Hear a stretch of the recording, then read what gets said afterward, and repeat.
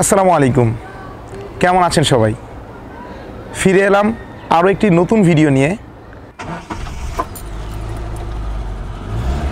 আপনারা দেখতে লক্ষ্য করলে দেখতে পারবেন যে এটা কিন্তু খুব সফটলি প্রেস করতে হবে, খুব সফটলি, খুব হার্ডভাবে দেওয়া যাবে না। ম্যাক্সিমাম নতুন যে স্টুডেন্ট থাকে আমাদের, তারা কিন্তু এই ভুলটি করে থাকে। স্টার্টে যেই আসলে মানে অনেক অনেক জোরে প্রেস করে ফেলে। এই জিনিসটা খুবই আস্তে আস্তে প্রেস করতে হবে, খুবই খুবই আস্তে। আমি বারবার এই কথাটি জোর দিয়ে বলছি কারণ জিনিসটা খুবই সেন্সিটিভ। আপনি একটু সামনের দিকে আসতে দেখতে পারবেন, হালকা একটু প্রেস করলেই দেখেন কি সাউন্ড হচ্ছে। আর যদি আপনি জোরে প্রেস করেন তাহলে দেখেন কি অবস্থা।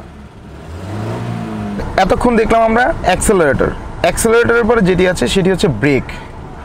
আমরা সাধারণত কি জানি, ব্রেকের কাজ হচ্ছে গাড়ির গতি থামানো। হ্যাঁ, আপনার কথা ঠিক আছে, ব্রেকের কাজ গাড়ির গতি থামানো। এটা ছাড়াও ব্রেকের আরও একটি কাজ আছে, সেটি হচ্ছে গাড়ির গতি কমানো।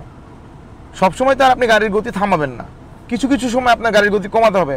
ধরেন আপনার গাড়ির গতি এখন আছে 60, কিন্তু আপনি চাচ্ছেন গাড়ির গতিটা 30 বা 25-এ চালাতে, তখন তো আপনার আস্তে করে প্রেস করে স্পিডটা রিডিউস করতে হবে। এবং ব্রেকও কিন্তু খুব সেন্সিটিভ। কোনোভাবেই ব্রেক এরকম হার্ডভাবে প্রেস করা যাবে না, হার্ডভাবে প্রেস করা যাবে তাহলে কিন্তু অনেক ঝাঁকি খাবে এবং অনেক হার্ড ব্রেক হবে।